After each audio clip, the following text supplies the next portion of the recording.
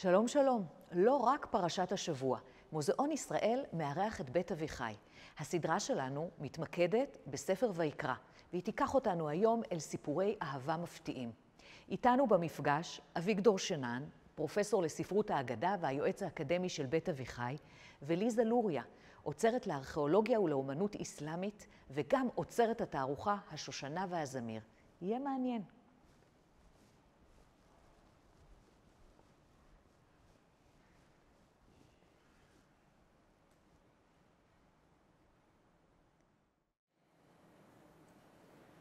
שלום, שלום לכם, שלום גם לך, שלום. ליזה לוריה, אוצרת במחלקה לאומנות וארכיאולוגיה איסלאמית, לא מוסלמית. זה נכון. צריך להבחין בין שני הדברים. בעצם איסלאמי זו התרבות, ומוסלמי זה האנשים, ולכן אנחנו עושים את ההבדלה. יפה, אני אשתדל להקפיד עליה. בכל מקרה, אנחנו שבוע אחרי פורים, חגגנו כל המשתות מאחורינו, ופסח כבר באופק, מבצבץ בעוד כחודש, ואנחנו בתקופה הזאת צריכים לדבר על פרשה שכולה קורבנות. הבעיה של פרשת צו באמת שהיא פרשה מאוד כבידה מבחינת התכנים שלה.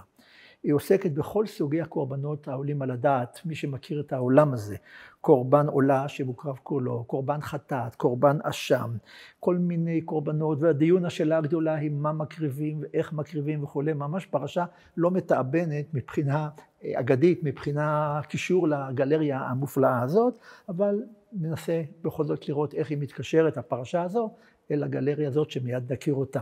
בין הקורבנות אני רוצה להזכיר שניים, כדי לסבר את האוזן לציבור שלא כל כך מצוי בעולם הזה.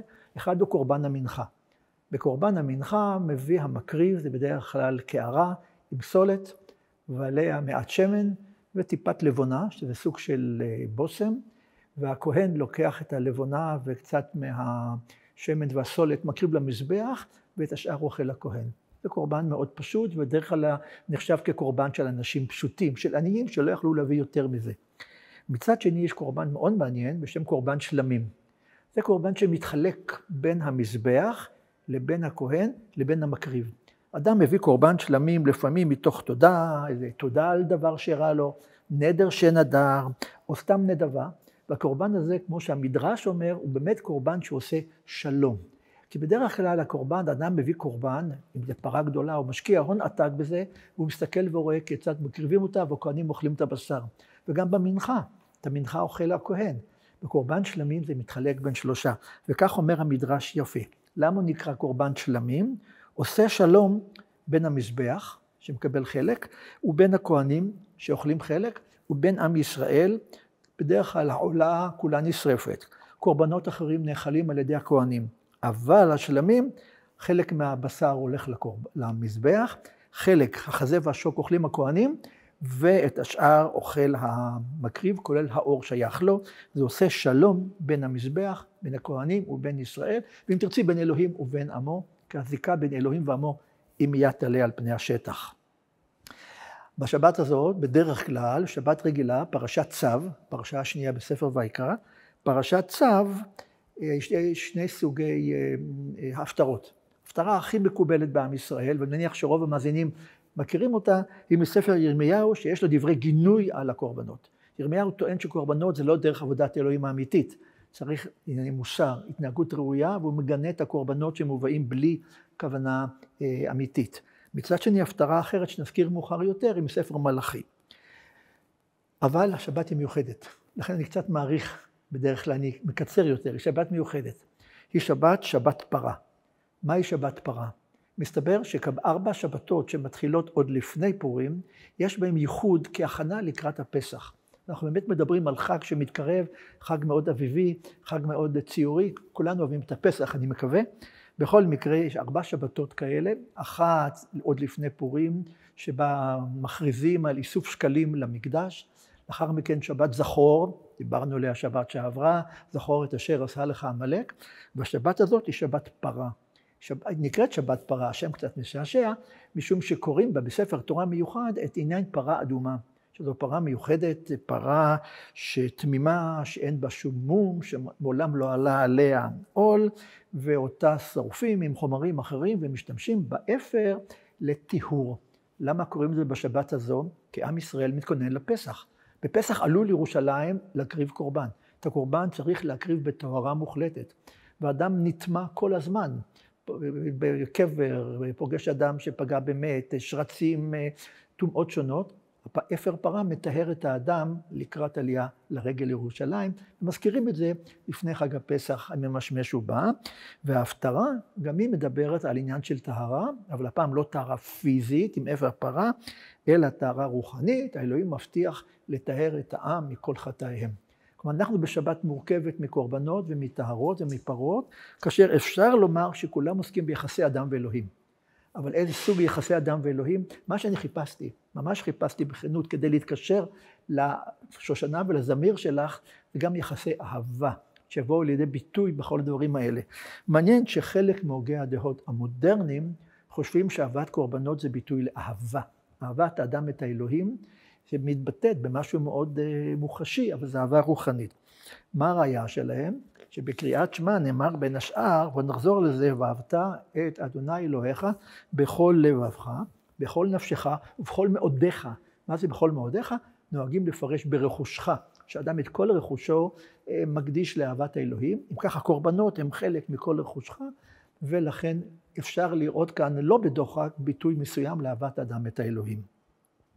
והמילה האחרונה כמבוא, בהפטרה שקוראים רק חלק מעדות ישראל, מיעוט, נזכר גם באמת שאלוהים מדבר על כך שיחסו לעם ישראל, תראי את המילים, כאשר יחמול איש על בנו העובד אותו. מה זה יחמול איש על בנו העובד אותו? הפרשנים אומרים, זו אהבה. אהבת אלוהים את הבן, ואהבת הבן את האלוהים. הבן עובד את האלוהים באהבה, האלוהים אוהב את עמו באהבה, והנה הגענו בלי הרבה מאוד עיוות מקורות, להגיע לנושא אהבה, וכאמור גם הפסח ברקע. והנה, אליזה, הגענו אלייך. אני חושבת שזה זמן מאוד מרגש, בהמשך למילים שאמרת כרגע, לגעת דווקא בקשר לאומנות הפרסית שמוצגת פה בתערוכה, מאחר שזה גם מועד מאוד חשוב בתרבות הפרסית. דיברנו על ההתקרבות לחג הפסח, וגם בהקשר הפרסי, אנחנו בעצם רק זה עתה חגגנו את ראש השנה הפרסי, הנורוז, תקופה של האביב המתעורר, של הגן הפורח. חדש לי כל התהליך הזה. גן האהבה, גם במובן הגשמי וגם במובן הרוחני של המילה. כל התוכן שאתה הצגת וגם ההקשר לנורוז, בעצם נוגע בלב הפועם של התערוכה שעצרתי פה, תערוכה שמוקדשת כולה, וזוהי תערוכה ראשונה מסוגה בארץ, מוקדשת לאמנות פרסית שנוצרה במאה ה-18 וה-19, תחת השושלת הקג'ארית, כדי להביא את זה לקהל בצורה קצת יותר מעניינת, אחרת מהאופן שהציגו את התקופה הזאת בחוץ לארץ, בחרתי לחתוך את זה דרך הנושא של האהבה הגשמית והאהבה הרוחנית. כיצד השני חלקים האלה בעצם יוצרים שלם שהוא רב מסך כל חלקיו. אוקיי, זה כמו מה שאמרתי, שהאלוהים אוהב את עמו והעם אוהב את אלוהיו, בקטע שאני מצאתי פה מדברי הנביא. אבל לפני זה אני מוכרח הסברים לגבי השושלת עם השם המשונה הזה, הקג'ארית, קג'ארית. בוודאי. במה אנחנו מדברים בכלל? אני מכיר את פרס הקדומה של אחשוורוש, שזה אחמדית כנראה, והפרס תקופת חז"ל שהתחום שלי זה הססנית, ואת השאה הפרסי וחומייני, אבל מה קרה באמצע? אנחנו מדברים בעצם בתקופה הרבה יותר, ממש עמוק לתוך הקונטקסט האסלאמי בנרטיב הפרסי, על שושלת שעולה בסוף המאה ה-18, שולטת לאורך המאה ה-19, ומסיימת בעצם את השלטון בתחילת המאה ה-20, ממש סף המודרניות. התקופה הזאת בתרבות הפרסית, שהיא אגב נושא חדש במחקר, ועוסקים בו אולי קרוב ל-50 שנה, היא נחשבת עכשיו לתקופת מפתח שבעצם מבשרת את המודרנה, מבשרת את התקופות המודרניות באיראן, ודרכה אנחנו יכולים להבין טוב יותר את הנעשה באיראן היום, את התרבות הפרסית, ואת האיראן שאנחנו מכירים דווקא גם בימים האלה. כלומר, זה קשר מאוד מאוד חזק דרך תקופת המפתח הזו. השושלת הזאת, ומה שמייחד ומעניין בה, זה בעצם שהמקור שלה היא שבט נוודי, שבט שעסק בראייה של צאן וגמלים, שבט ששירת כשכירי חרב תחת השושלת הספאבית. שקדמה להם? קדמה להם, כן. וכשהשושלת הספאבית מתפוררת ונופלת, הם בעצם כעבור זמן מסוים רואים בזה הזדמנות נהדרת לתפוס את השלטון, תופסים את השלטון ואת השטח הגיאוגרפי של איראן. בתקופת שלטונם הם מעצבים את הזהות הפרסית, את הזהות של הלאום הפרסית, ולכן השושלת הזאת כל כך חשובה. אם נסתכל על שני מאפיינים חשובים שמאפיינים גם את התרבות שנעשתה בתקופה הזאת וגם את האומנות, אנחנו נראה שני צירים מרכזיים שמוצגים פה בתערוכה. אולי לפני הצירים מפריע לך, אני מאוד מבולבל בעניין של פרס ואיראן. אנחנו מדברים על איראן, מדברים על פרס, תרבות פרסית והמדינה איראן, תעשי לי קצת סדר במושגים האלה. בשמחה. קודם כל... אחר כך נחזור לצירים, לא נשכח את הצירים. השם איראן זה שם קדום. כן מתקשר למאפיינים המיוחדים של השושלת ושל האומנות שנוצרה בתוכה. אבל המרחב של פרס, מה שאנחנו מכירים במושג פרס, מתחיל להיקרא איראן דווקא תחת השושלת הקג'ארית. כי בתקופה הזאת בעצם מתעצבת הלאומיות, הזהות הלאומית של איראן כאומה. אני חושבת שיש הרבה דמיון בין התרבות הפרסית ובין העם הפרסי לעם היהודי. כי כמו העם היהודי, גם העם הפרסי בעצם מורכב מהרבה מאוד לאומים, הרבה מאוד אנשים עם זהויות אתניות, דתיות, שונות, שחיים במרחב הזה שאנחנו קוראים לו היום איראן, או פרס בעבר. איך הם קוראים לעצמם? שמדבר חומייני, הוא דיבר חומייני, הוא אמר פרס או איראן? איראן. בעצם מהשושלת הקג'ארית אתה רואה את השימוש במושג איראן, זה המושג חדש שמייצג את האומה האיראנית, שמאחד תחת הרעיון הזה, תחת התרבות המשותפת, את כל הציבורים, את כל האנשים שחיים במרחב הגיאוגרפי הזה, וזה נעשה ממש תחת השושלת הקג'ארית, ממש פעלו בעזרת האומנות וגיוס התרבות העתיקה הפרסית, כדי לבנות את הזהות הלאומית תחת התרבות הזאת, ואני חושבת שזה משהו שגם אנחנו כיהודים וכעם ישראל יכולים מאוד להזדהות איתו. כולנו באים ממקורות שונים, חלקנו עולים, חלקנו נולדנו פה, מרקעים שונים, מארצות אחרות, אבל כולנו יהודים וכולנו מזוהים במרחב הגיאוגרפי של ארץ ישראל. תודה. נחזור אותך לצירים, קטעתי אותך בשני צירים, כן. אמרת לי. מה שמייחד את התקופה הקג'ארית מבחינת האומנות והתרבות שנעשתה תחת ידם, זה בעצם שני צירים מרכזיים. ציר אחד הוא מבט לאחור, חזרה לאחור לתקופות שיא בתרבות הפרסית העתיקה. בעצם כדי ליצור תחושה של זהות בין כל הציבורים שחיו באיראן בתקופה ההיא, הם השתמשו בזהות הפרסית העתיקה שהייתה משותפת לכל האנשים האלה, כדי לאחד אותם תחת התרבות הזו. והמבט בתקופה הקג'ארית נעשה אחורה לתוך התקופה הססנית והאחמדית, שנחשבות תקופות שיא בתרבות איראן או פרס העתיקה, הטרור האסלאמית. זה דומה לחזרה שלנו פה לתנ"ך למשל ולארכיאולוגיה, כניסיון למצוא שורשים ולאחד את כל אני חושבת שזה מהלך מאוד מאוד דומה באופי שלו. כלומר, החזרה הזאת והערך והשאיבה וההתעניינות המחודשת בארכיאולוגיה, במונומנטים שקיימים בעצם במרחב הגיאוגרפי של איראן, הזדהות איתם וחידוש שלהם, זה משהו שגם אנחנו בהחלט אוקיי, אז בוא נשאיר את זה להמשך אולי, כי זה ודאי קשור ליצירה שמפתה אותי להביט אליה מאחורייך, אבל מה היה הציר השני? הציר השני זה דווקא ההתקרבות למערב אירופה ומערכת היחסים המורכבת בין איראן ומערב אירופה. בעצם הקשר בין איראן ומערב אירופה נפתח בתקופה הספאבית, אבל הוא מגיע לשיא בתקופה הקג'ארית. אנחנו מדברים על שיאו של הקולוניאליזם, של שאיפות של מעצמות במערב אירופה להתפשט למזרח. מצד שני, אנחנו מדברים על קשרי מסחר, תרבות, חילופים של תרבות, הגות ודעות, שמפרים את שני הצדדים. בניגוד למדינות אחרות או למרחבים תרבותיים אחרים, איראן אף פעם לא הייתה קולוניה. היא שמרה על התרבות ועל הזהות שלה לאורך כל השנים, למרות היחסים המתוחים עם מערב אירופה והאג'נדות של מעצמות מערב אירופאיות להתפשט למזרח. מצד שני, היא שאבה מהתרבות האירופית הרבה מאוד טכנולוגיות, רעיונות, ואנחנו רואים את זה וזה ניכר היטב בתרבות ובאמנות שנוצרה בתקופה הזאת. גם החזרה הזאת, שהיא קיימת גם בספרות וגם באמנות, אולי אפשר לקרוא לה התחייה הפרסית, מאוד מזכירה תנועות רומנטיות שמתרחשות בתקופה ההיא באירופה, כמו התרבות הנאו-קלאסית שבעצם מסתכלת אחורה לתרבות הקלאסית. גם שם יש זיקה מאוד חזקה לקשר לארכיאולוגיה, לחזרה לארכיאולוגיה ולחפירות ארכיאולוגיות שהולכות ומתפתחות באתרים שונים.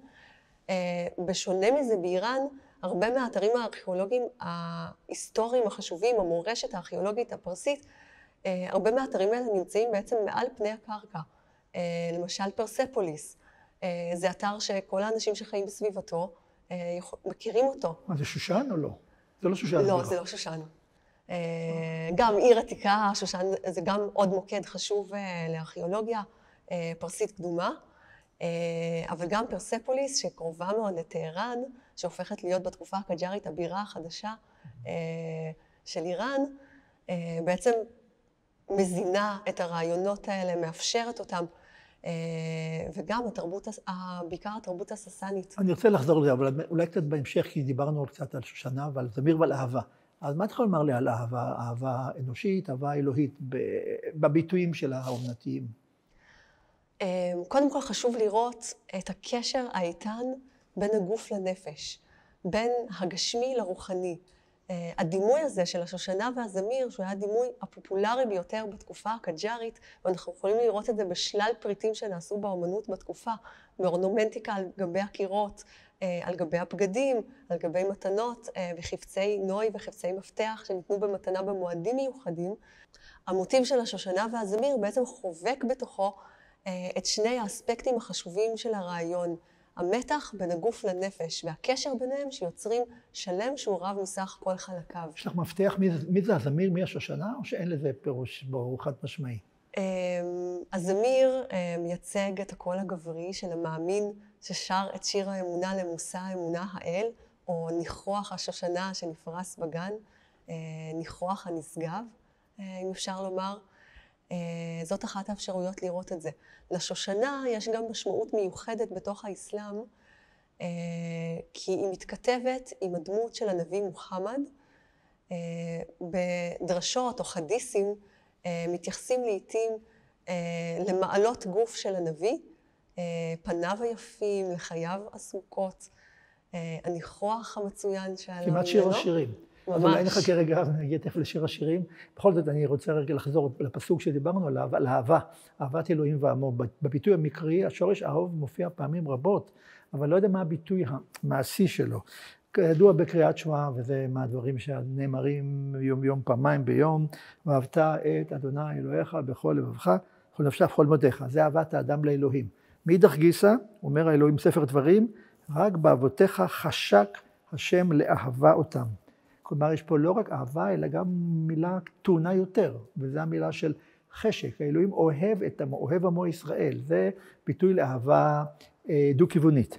מצד שני, גם הנביאים אומרים, הנביא ישעיהו אומר, מאשר יקרת בעיניי נכבדת, ואני אהבתיך, הוא אומר לעם ישראל, אהבתיך.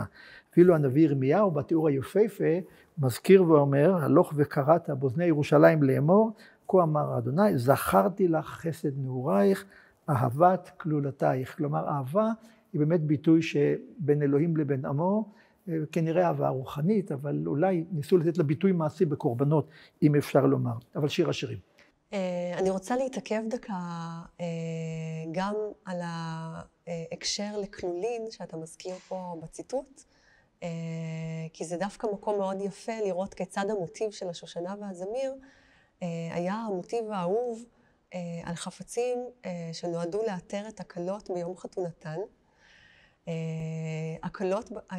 גם הכלות היהודיות כמובן, שאת התכשיטים שלהן אנחנו מציגים פה בגלריה, שאבו את ההשראה לתכשיטי הכלולין שלהן מנשות החצר הקג'ארית, נשות ההרמון של השעה, וכל העיניים היו נשואות אל נשות ההרמון, כדי להבין מה באופנה וכיצד יש להתלבש. ואנחנו רואים ממש את הקשר ואת ההד בין התרבות הגבוהה לתרבות העממית בהקשר הזה. אז כאמור, המוטיב של השושנה והזמיר מופיע על גבי רבים מאוד מהתכשיטים שהיו מאתרים כלות ביום חתונתן.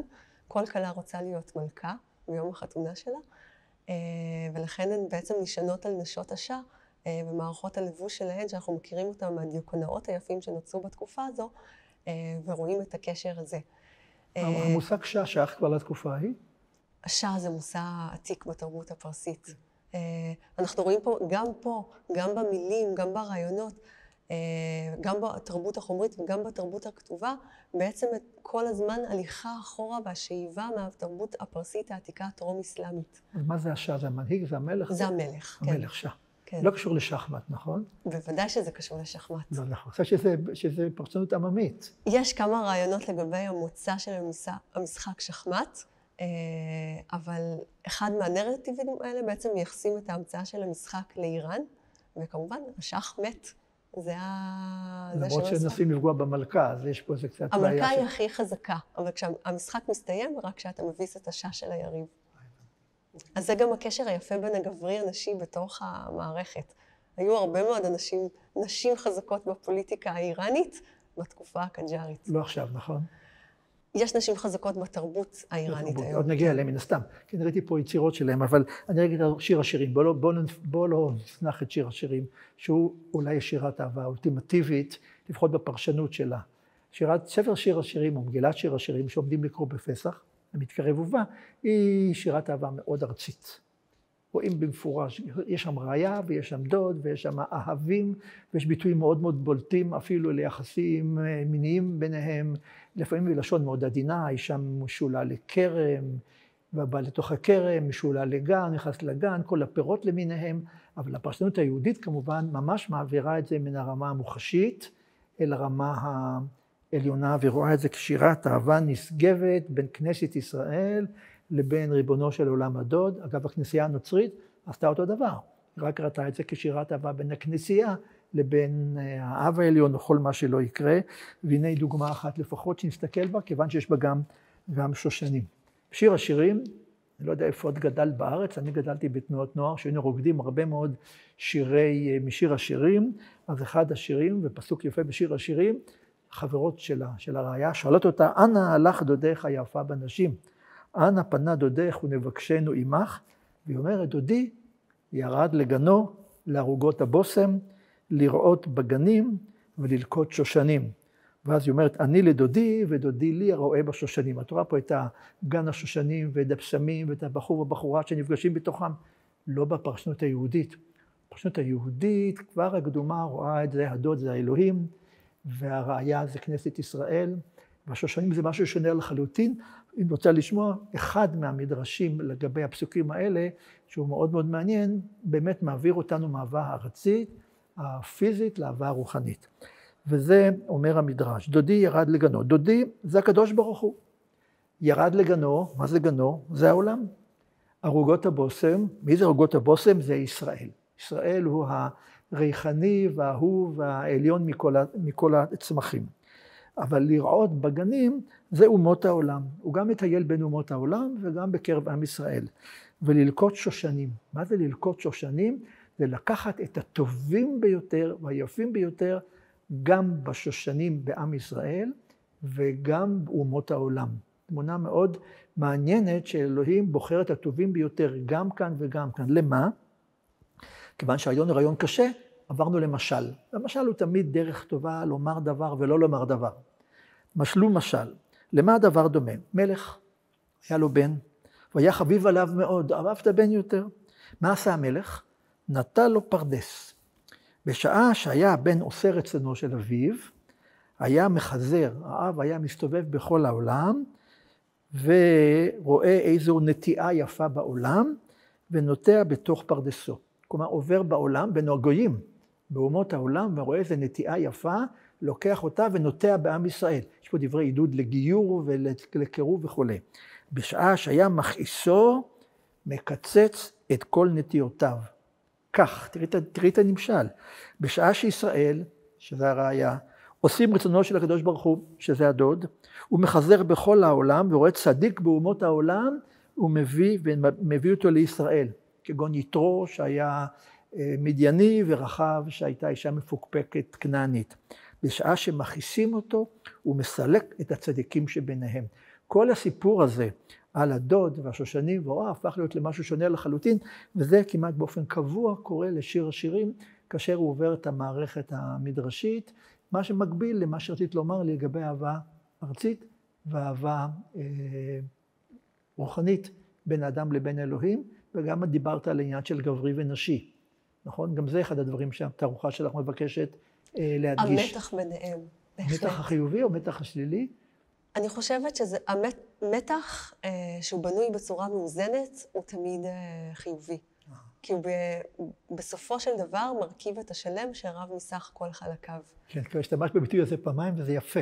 זה ביטוי אוקיי. בכל מקרה, בואו נעבור לזמיר. אני רוצה כן להוסיף על דבריך הקשר שהוא בעיניי מאוד מעניין בקונטקסט הזה, בשני מקומות. קודם כל הזכרת פרדס. אז אם אנחנו כבר בתרבות הפרסית, אז נאמר בוסתן, שהוא אחד מהדימויים החשובים. פרדס זו מילה פרסית, נכון? בוסתן גם. כן, אבל פרדס היא מילה פרסית, גם המילה בוסתן היא פרסית. כן.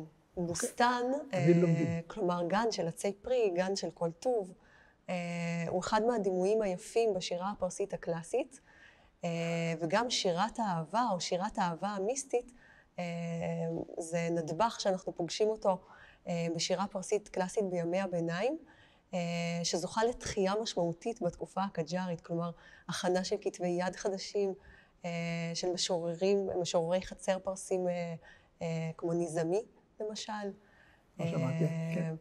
שממש משתמשים בדימויים מהסוג הזה של הגן, אבל גם של המסע הרוחני, שהוא מסע של חיפוש, של האהוב, הגיבור, לפעמים זה באחרמגור או חסרו בחמסה של ניזמי, שתרים אחרי האהובה הרחוקה שמנסים לגלות אותה, ודרך המסע הם גם משתפרים רוחנית, הם מתעלים ביכולת הנפשית שלהם, שזה תמיד משול גם במסע הפיזי של האהבה הפיזית של האהוב שמחפש את אהובתו. שירים כמעט, כן. בהחלט. אבל גם האהבה הרוחנית של המאמין ששואף אל הנשגב, ודרך המסע אל הנשגב בעצם משפר את עצמו. עכשיו נגיד משהו שאני לא יודע אם אני צודק או לא צודק, אבל לפתע עלה בתודעתי המדרש המאוד ידוע על 4 שנכנסו לפרדס, דווקא למילה פרדס, מתוך כוונה להגיע לאיזה מין כמעט התטבעות בתוך האלוהים, כלומר הידבקות מוחלטת באלוהים. אותם 4 שנכנסו לפרדס, כידוע, אחד מהם משתגע, ואחד מהם מת, ואחד מהם התפקר, ואחד מהם רבי עקיבא יצא בשלום. אז זה מעניין שבאמת המסורת הזאת מדברת על כניסה לפרדס דווקא. והמילה פרדס, אני יודע, היא מילה מקראית שנלקחה מהתרבות הפרסית. האם יש מקרה או לא? קצת לי משהו לחשוב עליו.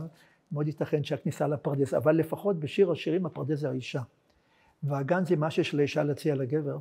והגבר עומד סביב החומה של הפרדס ומציץ פנימה, יד נראה פסוקים כאלה, ומנסה להגיע פנימה, ואפילו כבר התגלגל עד ביאליק. כשביאליק שר, יש לי גן ובאר יש לי, ושר את זה הבחורה, הגן זה לא גן, והבאר זה לא באר, והדוד שבא לשתות מהבאר, כל סמלים מאוד מאוד ברורים למבינים. מי שלא יבין, זה יהיה שיר ילדים יפה על גן ובאר, אבל בעצם זה שיר שוב שחוזר לרמה הסקסואלית, שעומד ברקע הדברים של הגן, של הפרדס, אבל תודה על ההערה שלך, בוא נחזור לזמיר, מה זה גוגו בולבול או משהו כזה? גולו בולבול, כן. באתי 2 מילים, כן. גול הוא בעצם פרח, אבל בהרבה מאוד הקשרים מדובר בעצם בוורד. ורד הוא סמל חשוב, כאמור, כמו שאמרתי גם קודם, בתרבות האסלאמית, נקשר לנביא מוחמד, וגם הרעיון של הדימוי הזוגי של הזמיר והוורד, והזמיר ששר את שיר האהבה לשושנה, לניחוח של השושנה, בדיוק עומד במוקד של הדיון שלנו ושל הרעיון הזה. הפרחים, הפירות של הגן, הרבה פעמים באמת נקשרים לדמויות נשיות בתרבות הקג'ארית, ויכול להיות שמשם בעצם נובע גם הקשר הזה. אני יכולה לראות את הדימויים האלה גם חוזרים אחורה לסימבוליקה שמתקשרת לתרבות הססנית, ובמיוחד לאלה הנחיתה שקשורה לפריון, לשפע וגם לניצחון. בעצם היא מגישה לשה את זר הניצחון. היא אוחזת בידה את פרח הלוטוס, שבתרבות הקג'ארית הופך לשושנה. כשאת אומרת זמיר ושושנה, את מתכוונת באמת לציפור מסוימת שאנחנו קוראים לה זמיר, או לציפור בכלל? כלומר, אני רוצה... זה ציפור מאוד קונקרטית, מאוד מסוימת, שאנחנו מכירים אותה מעולם החי, האיראני, הפרסי. תקופה מאוד ארוכה, בעצם לא ידעו שזה ציפור שיש לה 2 מינים. כלומר, תמיד חשבו שזה ציפור שהיא גברית, ושאין לה בת זוג בעצם. אז היא שרה את שיר האהבה שלה לאהובה הנעלמה, לשושנה. זו ציפור שם זמרת. כן. ואיך זה קשור לזמיר שלנו?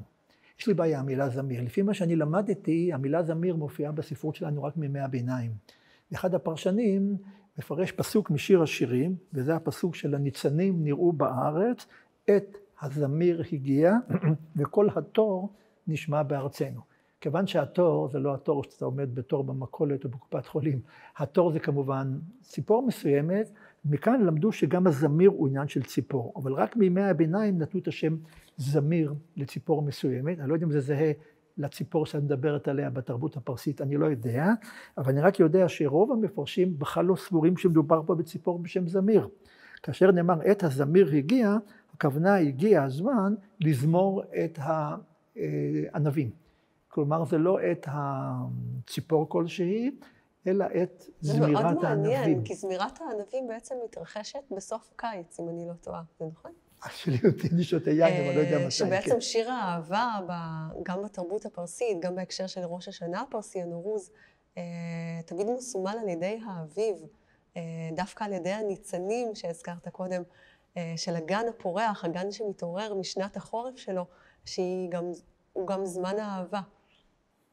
הדברים באמת מתקשרים זה בזה, אבל תראי שתדעי לך שכאשר חז"ל המדרשים עוסקים בעת הזמיר הגיע, הם מבינים שהגיע הזמן לזמור את הענבים, כלומר להכין אותם לקראת מה שלא יהיה, ולפעמים אפילו נותנים פרשנות, שוב, מטאפורית, או אפילו אלגורית. מה זה עת הזמיר הגיע? הגיע הזמן שמצרים שיזמרו, היינו שיחתכו, שיקצצו את המצרים, הגיע הזמן עבודת כוכבים שתעקר, שגם עבודת זרה כולה תזמר, כלומר תיקטע, והגיע הזמן, אבל גם זמן של שירה שתאמר. כלומר, זמיר יכול להיות גם משהו מאוד שלילי, וגם משהו מאוד חיובי. בכל מקרה, השם יפה לתערוכה, את הזמיר מצא חן בעיניי, זמיר ושושנה, ומה שמזכיר אי אפשר את הספר של חיים באר. את הזמיר של חיים באר, 1987, ספר עשה הרבה רעש. כיוון שהוא נכתב על ידי יהודי ציוני דתי, בתוך המסגרת הציונית דתית עם ביקורת קשה על כל הגל ההתעוררות הדתית שהיה בעקבות מלחמת ששת הימים וכיוצא בזה, וחיים באר בחר במילים עת הזמיר בכוונה לבלבל אותנו. האם הוא מתכוון לעת הזמיר במשמעות השירית, הזמרה, או עת הזמיר במשמעות השלילית? השם האנגלי מורח שהוא בחר באפשרות השנייה. כלומר, את הקיצוץ, את הפגיעות וכיוצא בזה. עד פה מה שיש לומר על הזמיר. נחזור לשושנה, אמר דברת, שושנה, מה קורה כאן? בתרבות הפרסית זה ורד. זה ניצן של ורד או ורד, למרות שגול יכול להיות כל פרח. אז למעשה זה הציפור והפרח, לא?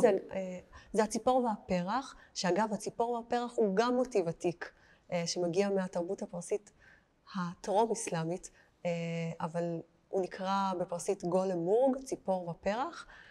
בתרבות הקג'ארית הוא מתפתח להיות בעצם השושנה והזמיר, כלומר יש שיוך מסוים וספציפי לפרח מסוים ולציפור מסוימת.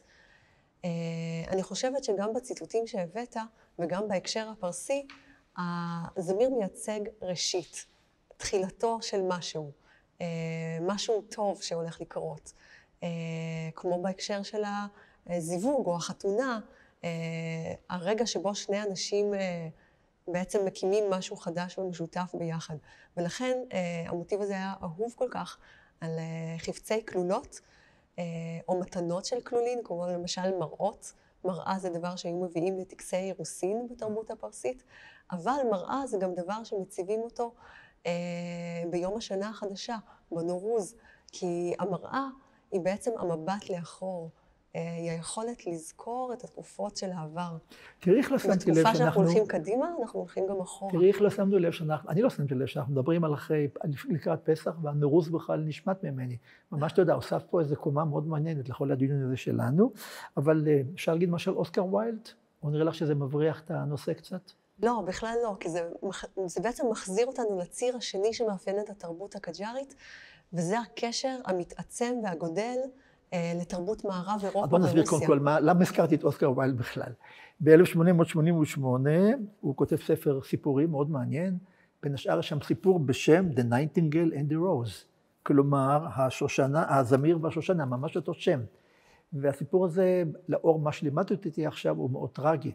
כי בסיפור הזה, נסכם אותו בקצרה, איזה בחור צעיר לומד פילוסופיה, רוצה מאוד להגיע לביתו של השליט, והיא אמרה שהיא תתמסר רק למי שיביא לה שושנה אדומה. והוא לא מצליח למצוא שושנה אדומה, יש שושנים צהובות, שושנים לבנות, אין שושנה אדומה. ואז זמיר אחד ששומע את רצונו ומוכן לסייע לו. הזמיר עובר בכל העולם, לא מוצא אף שושנה, אבל מוצא שושנה לבנה, שמוכנה להפך לשושנה אדומה, אם הוא ישקיע אותה בדמו. אם הוא יתקרב לשושנה, אל הקוץ של הוורד, והקוץ של הוורד שואב את הדם מן הזמיר, ששר את שירת האהבה האולטימטיבית, כי הוא מקריב את חייו כדי להפוך שושנה לבנה לאדומה, ובסוף הנער הזה רץ עם השושנה האדומה לנערה, והיא משליכה את זה בבוז, כי מישהו אחר הבטיח לה תכשיטים יותר יפים, והשושנה הזאת נרמסת כעת על ידי עגלות שבורות בדרך, ובחור מבין שאין תוחלת וחוזר ללמוד פילוסופיה. הסיפור הזה ודאי בנוי על... האור שלי סומר מהתרגשות. זה סיפור מזעזע, כי הוא אנטי-תזה לכל הסיפור הזה. בכל מקרה, רציתי לומר... אני חושבת שכן ולא. כי אני חושבת שאהבה, במיוחד אהבה גשמית, היא אהבה של יעד, אבל המהות שלה היא הדרך. כלומר, אתה אף פעם לא מגיע ליעד, אתה כמה ליעד, אתה רוצה להתאחד עם הנשגב, אבל אתה לומד דרך קשיים, דרך כאב, דרך הקרבה, דרך הדם. זה נכון, יפה, אבל הזמיר שילם את המחיר, לא הנער. מה שקורה, מה שאני רואה בסיפור, דווקא דרך הקונטקסט של הספרות הפרסית והשירה הפרסית, וגם בהקשר של הנושאים שנזכרים פה בתערוכה, זה בעצם הוויתור על האהבה הגשמית, ההבנה שהאהבה הזאת היא בעצם אולי ריקה מתוכן במידה מסוימת, או אולי לא מספקת את הנפש, והגיבור של הסיפור בעצם חוזר לדרך של התעלות רוחנית, הוא חוזר ללמוד פילוסופיה. פילוסופיה, מעניין.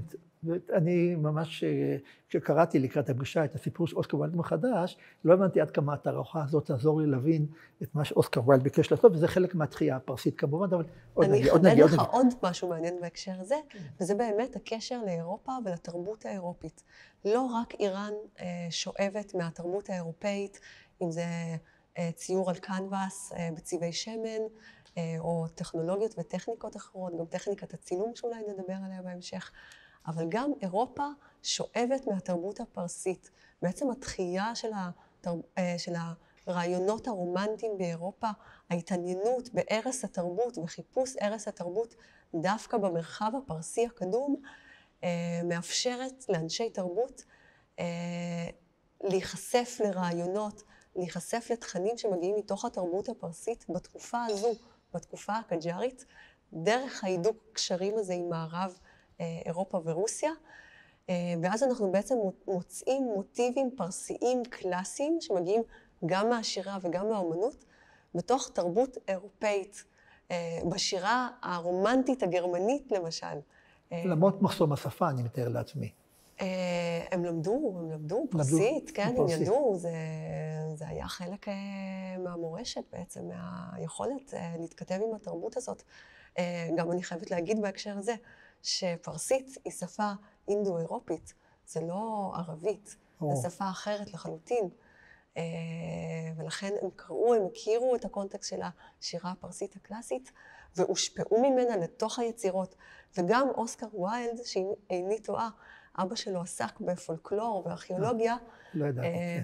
זה לא מפתיע אותי שהוא מוצא את הקשר ואת ההשפעה של הרעיונות הרומנטיים, של התנועות הרומנטיות, והתכנים הפרסיים בתוך ה... דרך אגב, עלה בתודעתי תוך שדיברת. באים לתערוכה גם יהודים ממוצא איראני פרסי? יש לי המון אורחים מהקהילה הפרסית, ואנשים ממש מתרגשים לראות את החפצים והחשיפה הזאת של התרבות, כי כאמור זו בעצם תערוכה ראשונה מסוגה בארץ. גם כאלה שנגדיר אותם בעדינות כאנשים שלא נוהגים להגיע למוזיאונים? אני בטוחה שהתערוכה הזאת הצליחה להביא לפה כמה וכמה אנשים, ודווקא המתח הזה בין הגברי והנשי, דרך הסמל, דרך הרעיון, ולא בצורה מאוד קונקרטית, גם מצליחה להביא לפה קהל דתי וקהל חילוני, ששניהם נהנים מהתכנים של התערוכה, כל אחד בדרכו. ושמעתי באמת ביקורות נהדרות, גם בהקשר הזה, דווקא מקהל דתי, שאולי הייתי אומרת שאולי זה עלול להרתיע אותו, אבל הופתעתי כמה אנשים היו פתוחים לזה, דווקא דרך המבע של הסמל. יש פה קצת עירום, אני ראיתי, אבל נגיע לדעות טיפה יותר מאוחר. יש לי מה לומר לזה. מאוד מרומז. מאוד מרומז, עדיין, בכל זאת לא כך מתאים למה שחשבתי לעולם הפרסי, העולם המוסלמי, שהוא צנוע יותר וכו', אני מסתבר שבמקרה הזה, בדימויי נשים לפחות, עוד נגיע רגע לזה. יש לי משהו להגיד על שושנה, שלא נשכח. שיר השירים, השושנה כמובן, איך הוא פותח? אני חבצלת השרון, שושנת העמקים, היא מגדירה את עצמה, והבעל, החבר, הדוד אומר, כשושנה בין החוכים, כן רעייתי בין הבנות, פה יש דימוי מאוד ברור של הבחורה לשושנה, עם קוצים, מן הסתם ורד מן הסתם, וגם בהמשך, כאשר מדובר על הדוד, גם הדוד מתואר כמי שלחייו כערוגת הבושם, מגדלות מרקחים, שפתותיו שושנים. כלומר, השושנה ממלא תפקיד מאוד מאוד חשוב בדימויים של שיר השירים. שוב, כנראה חוזר לאותו דימוי שאת אמרת עליו, גם הגברי. יש פה גם דימויים גבריים מאוד איתנים, וגם הדימויים הנשיים של שושנים. בהחלט, השושנה בתרבות האסלאמית היא סמל של שלטון. אנחנו מכירים את זה מאוד יפה מהאמנות המוגולית שנעשתה בהודו, בעצם השושלות האסלאמיות ששלטו בהודו, בתרבות העות'מאנית, אבל גם לפני כן, עוד בשושלת הטימורית, אנחנו בעצם רואים את הסולטן, את השליט, את השאה, מחזיק בידו שושנה. כי זה המפתח. אבל ראיתי גם חרבות, גברים זה גם חרב, נכון? ללא ספק, כן. גם חרב. כלומר, דימויים הגבריים הם יותר איתנים וכולי. זה השילוב של שני הדברים. ושמתי לב שהרבה פעמים יש פירות ופרחים סביב נשים, כל מיני פירות למיניהן, דימוי של אישה לפירות התכוונתי, לא לפרחים. כל מיני פירות. אני חושבת שגם הדימוי של הפרי השופע, של השפע, של הפריון, וגם הדימוי של הפרח מתכתב עם היכולת בעצם להעמיד צאצאים, השפע שיש לו דו משמעות, גם ברמה הגשמית של אישה שמביאה ילד, או אולי אחת מנשות הארמון או אשת השאה שיולדת צאצא בן זכר לשאה, ההמשך והעתיד של השושלת הקג'ארית, אבל גם ברמה הלאומית הגדולה יותר, השפע של האומה, ההצלחה של האומה והמבט לעתיד של האומה.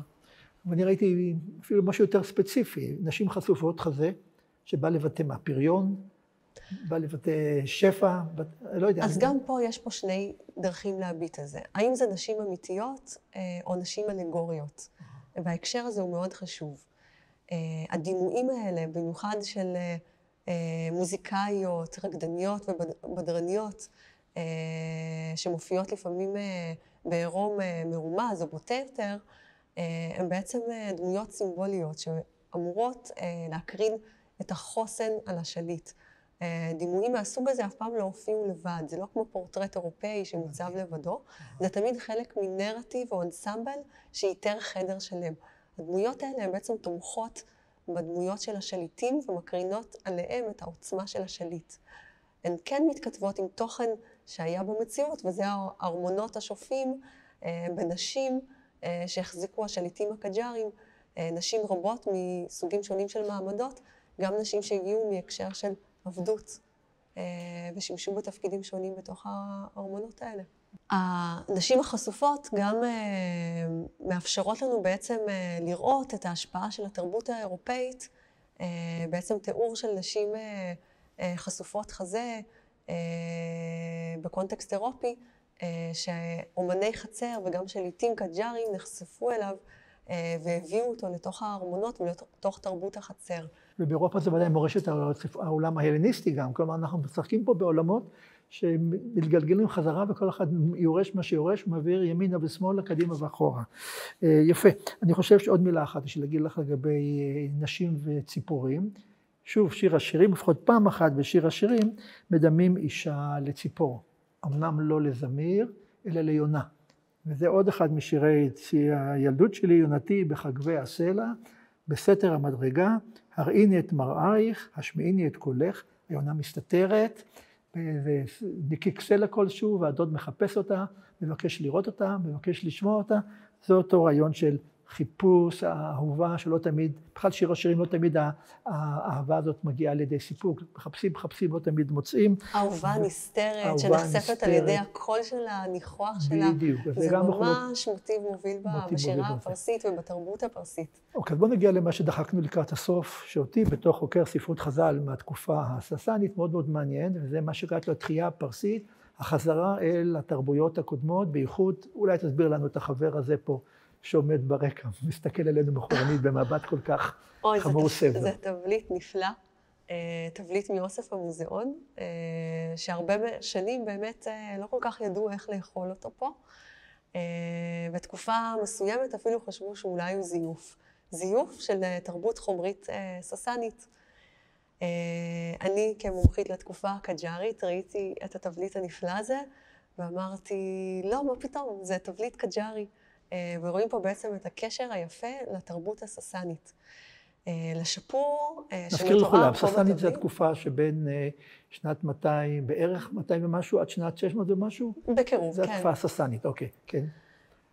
תקופת טרום-אסלאמית, תקופת שיא בתרבות הפרסית הקדומה, הטרום-אסלאמית לפני הכיבושים האסלאמיים, וכאמור, בשושלת הקג'ארית ובתרבות הקג'ארית אנחנו חוזרים לתקופות שיא בעבר כדי להנציח את החוסן שלנו בעתיד ובהווה, וגם את האחיזה שלנו בתרבות הפרסית. בהקשר הזה אני גם אגיד עוד דבר שלא אמרתי אותו קודם, שהשושלת הקג'ארית, המקור של השבטים שבעצם יצרו את השושלת הזאת, השבטים הנוודים, הם שבטים שמגיעים מאזור ערבות אסיה התיכונה, בעצם מה שהיום אנחנו קוראים לו טורקיה.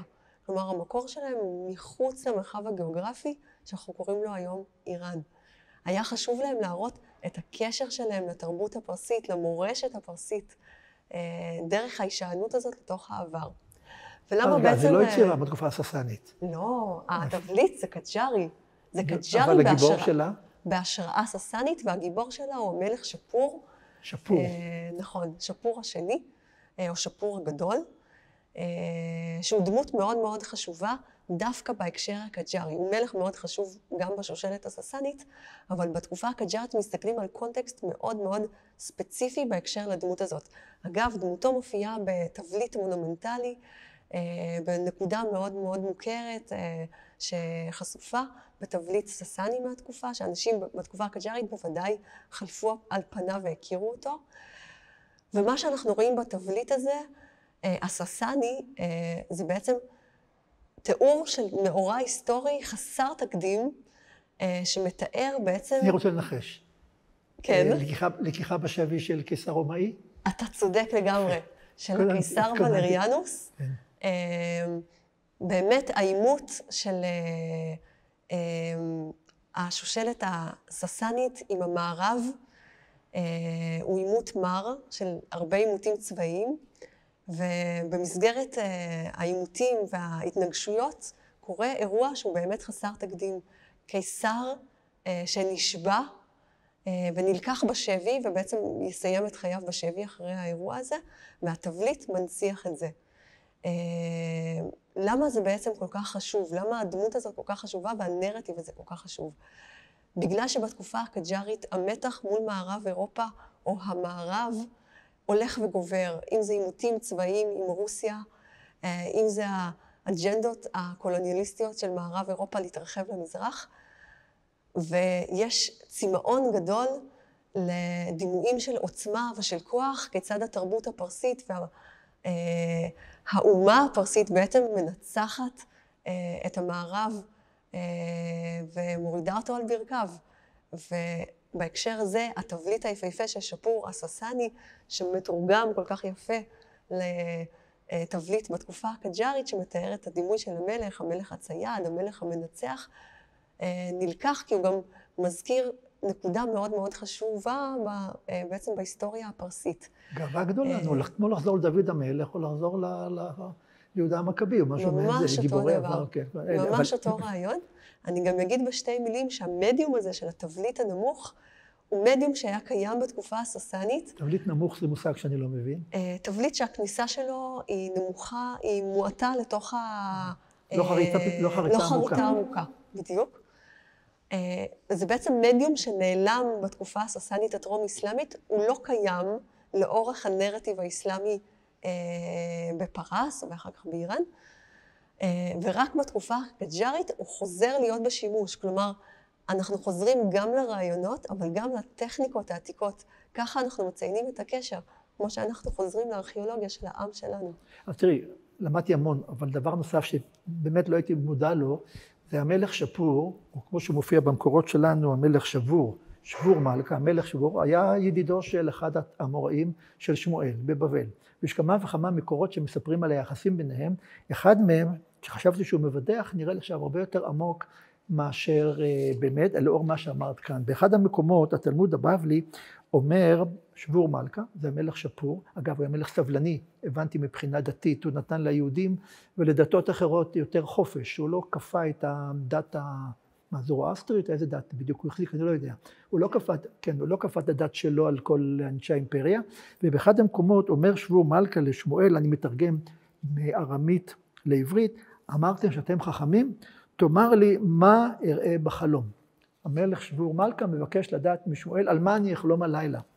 והוא אומר לו, פשוט מאוד, אתה תראה שיבואו רומאים ויקחו אותך בשבי, ויעמידו אותך לטחון קש ברכיים של זהב, כל היום כולו ירהר בחלום המשונה הזה של נפילה בשבי ורכיים וזהב, וכמובן בלילה הוא חלם.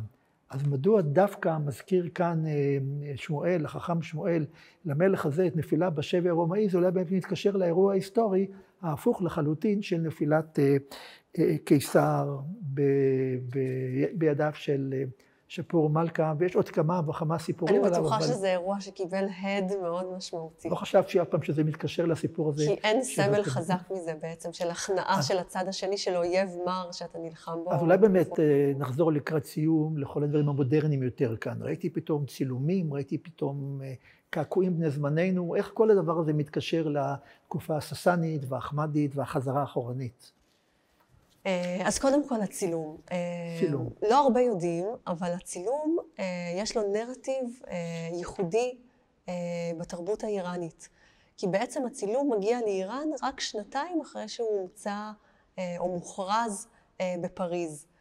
וגם הסיפור של ההגעה של המדיום הזה לאיראן הוא גם סיפור מאוד מעניין.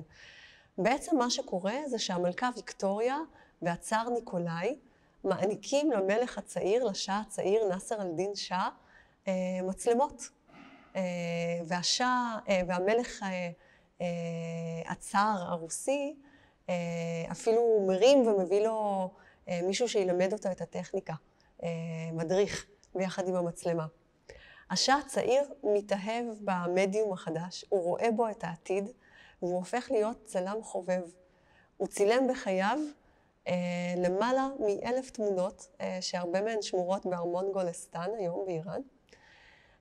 והוא צילם את החיים שלו, את הנשים שלו, את אנשי החצר. והעבודות האלה הן בעצם מבט חסר תקדים מאחורי המצלמה לעיניו של שאה, של מלך. כמובן שמלך לא אוהב לעשות דברים לבדו, וכדי להתקרב לשאה, אתה צריך לדעת לעשות את מה שהשאה אוהב, אם זה פולו, אם זה ציד, ובמקרה הזה גם צילום. אנשי החצר של השאה בעצם לומדים צילום, והופכים להיות צלמים גם הם. מה שמאפשר לנו מבט עוד יותר רחב לתוך האליטה הקג'ארית של התקופה הזאת. מה שעוד יותר מעניין זה שהשאה לא רק צילם ולימד את אנשי החצר לצלם, הוא גם לימד את הנשים שלו לצלם. והאנשים שלו הם בעצם היו הצלמיות הראשונות בעולם, כי המדיום הזה היה כל כך חדש בעולם ובאיראן. האהבה למדיום של הצילום ולנשים בצילום זה דבר שממשיך לתוך התקופה המודרנית באיראן. בעצם צילום זה אחד מהמדיומים שמלמדים אותם בדאר אל-פונון, שזה מוסד להשכלה גבוהה, שאחר כך הוא משמש בעצם מסד לאוניברסיטה הראשונה שקמה באיראן. וגם שם לימדו צילום, ואנשים מהאליטה של החברה בעצם למדו את המדיום הזה. והשימוש בצילום והייחוד של הצילום האיראני, שהוא ממש מראשית המדיום, אנחנו רואים אותו עד היום, וגם הנוכחות הגדולה של נשים בתוך המדיום הזה. זה גם חוזר לקולנוע? זה מתגלגל גם על הקולנוע האיראני? ללא ספק, זה מקרין גם על המדיום של הקולנוע. כך שהמדיום הזה הוא כל כך אינהרנטי לתוך התרבות האיראנית, הוא כל כך אינהרנטי לתוך החברה, ואנחנו ממש רואים את זה, איך זה ממשיך לתוך עשייה שהיא ממש מודרנית ועכשווית. ולכן היה לי חשוב לתת ביטוי לקול הנשי בצילום האיראני, גם בהקשר העכשווי. ואני בחרתי להביא לפה קבוצה של יוצרות, חלקן, אחת מהן היא ישראלית ממוצא פרסי, ואחרות הן איראניות גולות שחיות היום בארצות הברית, שהסכימו להשתתף בתערוכה הזאת בנדיבות גדולה ובאומץ גדול, ובעצם לתת את הזווית על הדימוי הנשי ועל נשים באיראן היום, כי הן עוסקות בהקשר הזה בעבודות הצילום שלהן, שמוצגות פה בגלריה. במסגרת השיתוף פעולה הזה הצלחנו להביא עבודות של שירין נשאת, שהיא אחת מהצלמות החשובות באמנות החשובית האיראנית, ואחת הצלמות המוכרות בהקשר של עיסוק בנשיות באיראן של היום. וזה באמת הזדמנות חסרת תקדים להציג אותה פה. אנחנו מזבק עתיק מאוד, קדם מוסלמי, ומשהו מאוד מאוד עכשווי, יחד באותה תערוכה עצמה, אבל עוד נשארה לי שאלה אחת. ראיתי פה גם ביצירות שלך וגם בקטלוג היפה שלך, גם השפעה נוצרית. דימויים ששייכים לעולם הנוצרי, למשל. נראה לי מאוד מטמיע שבעולם המוסלמי, הפרסי או איראני, ייתנו מקום למריה למשל, או דברים כאלה. איך זה מתקשר לכל הסיפור הכללי? אז אני אענה על זה בשני אופנים. קודם כל, האסלאם זאת הדת המונותאיסטית המאוחרת ביותר. זו דת ששואבת לתוכה גם את היהדות וגם את הנצרות, והנביאים והדמויות חשובות ודמויות מפתח גם ביהדות וגם בנצרות. האסלאם מכבד אותן, הוא מתייחס אליהם כאל דמויות קודש, כמו שאנחנו מכירים אותם מהיהדות ומהנצרות. ולכן מריה היא לא דמות זרה בתוך ההקשר האסלאמי. ההתקרבות למערב אירופה בתקופה הקג'ארית בעצם מביאה איתה השפעה של טכניקות וגם של רעיונות, ודרך הרעיונות מגיעים גם השפעות של דמויות נוצריות שבעצם מחלחלות לתוך הנרטיב הפרסי האיראני. בגלל שאיראן היא לא הייתה קולוניה, והיא שמרה על חוסן תרבותי ועל ייחוד תרבותי בניגוד למקומות אחרים, כל הסמלים וכל הדימויים האלה בעצם עוברים תהליך של פרסיפיקציה. הם שואבים את הדמות של מריה, אבל הם מתרגמים אותה לצרכים ולרעיונות שקיימים באיראן באותה תקופה, וצריך לזכור שאיראן באותה תקופה היא תחת אסלאם שיעי. וכך הדמות של מריה בעצם מתכתבת עם הדמות של פאטימה, הבת של הנביא, שנחשבת לנצר דם היחיד ששורד בעצם אחרי הנביא. היא קשורה כמובן לזרם השיעי באסלאם, דמות חשובה, ולכן זה לא מפתיע שמשתמשים באיקונוגרפיה הזאת בהקשר הפרסי, בהקשר הדתי, השיעי, באיראן בתקופה הקג'ארית. מה שאני למדתי, אנחנו צריכים להתחיל לסיים, שבעצם התקופה הקג'ארית, שלא ידעתי עליה כלום, היא תקופה מאוד משמעותית בהיסטוריה התרבותית גם של אירופה וגם של איראן, במידה מסוימת גם של העם היהודי, לפחות אותו חלק שהגיע מאותו אזור גיאוגרפי, ואת הראית לי בצורה מאוד יפה איך זה חוזר אחורנית עד לפרה-מוסלמי, איך זה מגיע קדימה עד מה שקורה היום באומנות הבינלאומית, איך זה הולך למערב ואיך המערב מגיע למזרח. התערוכה של הזמיר והשושנה, ליזה, היא תערוכה ריחנית מאוד. תודה רבה. והיא מזמרת מאוד יפה. אני ממש ממליץ לראות אותה, נהניתי מאוד, גם השיחה איתה, גם הקטלוג, גם התערוכה. ואני רוצה להודות לך מאוד מאוד על שיתוף הפעולה. גם לומר תודה לאנשים בבית אביחי, פה בירושלים ומוזיאון ישראל, שעובדים כל כך קשה כדי לאפשר את האירוע הזה. ולכן לכולנו שבת פרה, שבת צו ושבת שלום. תודה רבה. שבת שלום.